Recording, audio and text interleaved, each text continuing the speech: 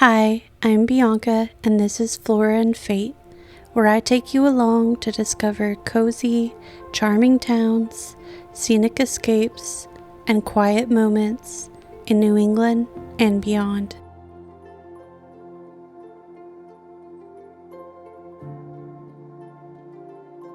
Some places seem to settle into summer as though they were made for it, not all at once, but gradually. The trees grow impossibly green, wildflowers return to the roadside, and the river begins reflecting long afternoons that seem to stretch a little further each evening.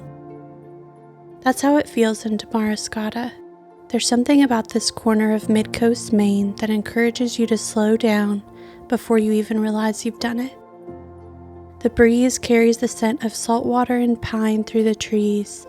Birdsong fills the spaces between conversations, and nearly every road seems to lead somewhere worth exploring. It's the kind of landscape that reminds you that summer isn't just a season, it's a feeling, and for me, Damariscotta has become one of my favorite towns in Maine.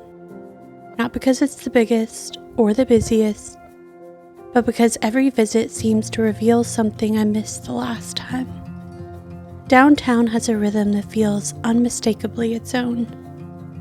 Brick storefronts stand behind historic wooden buildings, cafes spill onto the sidewalks, and local shops invite you to wander in without much of a plan. The streets encourage curiosity more than encourage destinations. A bookstore catches your attention.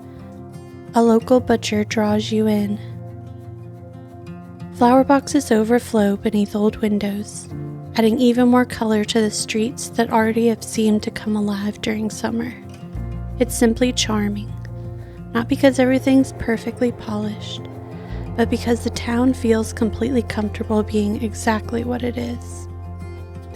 Long before cafes and bookstores lined Main Street, the Damariscotta River was already sustaining life. The Wabanaki people harvested oysters from these waters for thousands of years before European settlers arrived.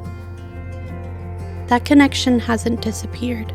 Today, Damariscotta is known across New England for its oysters.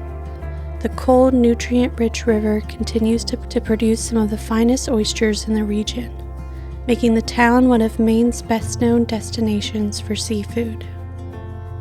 It's one of those rare traditions that never really faded away. It simply grew alongside the town. You could still feel that relationship everywhere you go. Restaurants proudly serve oysters harvested just downriver. Markets celebrate local farms and fishermen. The river isn't tucked away behind the town, it's woven into everyday life. And in summer, that sense of community spills naturally towards the waterfront.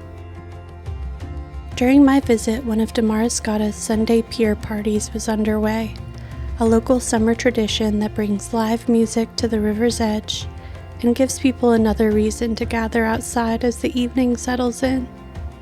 It felt less of an event and more like an extension of the town itself, easygoing, welcoming, the kind of evening that seems to unfold naturally. Eventually, the sidewalks give way to the river.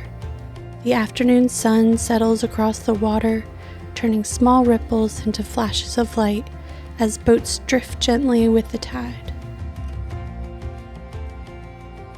The river here never demands your attention. It simply accompanies the town, quietly shaping its character the same way it has for generations. And maybe that's why Damariscotta stays with me. Not because of one landmark or one perfect view, but because of how everything fits together.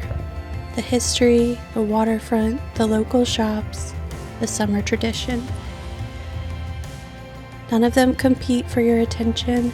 They simply exist alongside one another, creating a place that feels warm, welcoming, and unmistakably Maine. That's why Damariscotta has become one of my favorite towns in the state. Not because it's trying to impress me, but because it never feels like it has to. Until next time, stay curious and stay wild.